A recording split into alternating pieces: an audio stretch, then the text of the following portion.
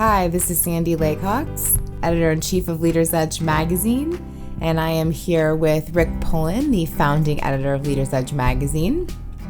Rick and I just got back from the annual Association Media and Publishing Conference.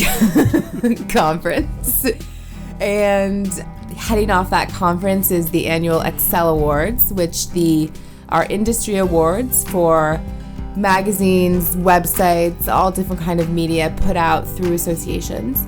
And Leaders Edge was a proud winner of 6 awards at the event, and wanted to chat with Rick about what went into the magazines that generated this excellence, and just his thoughts about being a longtime Excel Award winner. So Rick, congrats. Thank you. On all the awards. It wasn't just me, it was you and the rest of the team. True. It is a team, but you definitely have been doing this for a while and know what it takes. So why don't you give us sort of a general, what do you think about in terms of excellence and how to create such a standard? Well, my goal has always been to try to make the next issue better than the last. And you don't always succeed. But if you make that your goal, then you gradually get better. Like they say, Rome wasn't made in a day, and you can't make a magazine in a day. You can't change a magazine in a day. It's especially, you have monthly deadlines to meet, and so you have to do just the normal operations of a magazine. But then the goal is to always, let's make this just a little bit better, and over time you get there. How do you choose which magazines get submitted for these awards? I assign that task to Sandy. She's done pretty well the last 2 years, I got to say. Well, let's talk about this tie for general excellence that we tied with ourselves. Yes, we did. For the gold. Has that ever happened before, to your knowledge? Not that I've ever heard before, so it was kind of very special. Yeah, what did you, do you want to talk about, so these were for 3 consecutive issues in a row. Yep. So we did the April, May, June of 2017, and then the October, November, December. Yep. Any thoughts on any particulars of those that stand out to you? Well, not really. I think what stands out is, like you said, we tied with ourselves, gold upon gold, and then there was a third place winner. And for any editor, we also won, for design, and which everybody knows us for our design. But as an editor, you like the words, and you like the whole package. And general excellence is about the whole package. So the one award I always look forward to is general excellence, and trying to win that award. So winning it twice in 1 year, my final year as editor, that was pretty nice. Yes, indeed. So one area where you and I argue a lot. No, we never argue. Is regarding the value of the themed issue. So to theme or not to theme? That is the question. So we won 2 awards for single topic issue, which is clearly a themed issue. True. So tell us about those. We've got the M&A issue, which is our annual April mergers and acquisitions focused issue, and then our annual technology issue, which is our July-August. Well, the M&A we've been doing for probably 14 years. I guess maybe we started the year after we started the magazine, or maybe 2 years after, I forget. But because M&A is so important in the brokerage industry, and so we started it up, and it's grown and grown, and we've refined it comes with a special issue, plus we talk about M&A in the regular issue.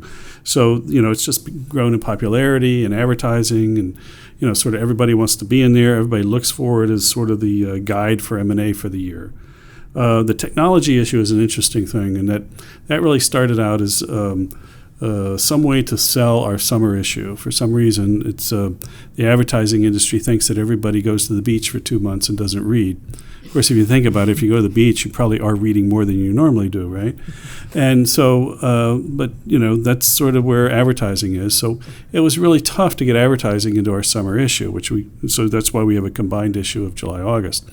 So about 5 years ago, we said, well, what can we do with this? And we'd started running technology, theming a technology issue. So let's really push forward on technology in the summer issue. So we did some crazy stuff with printing, showing off printing technology, and it really caught on.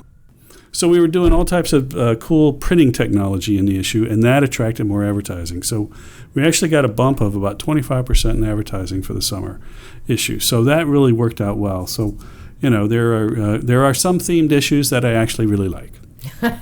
I will remember that. Another question. So another article that won a bronze award was feature article design for one of our articles in our January-February 2017 issue called The Payoff. So what was unique about this article?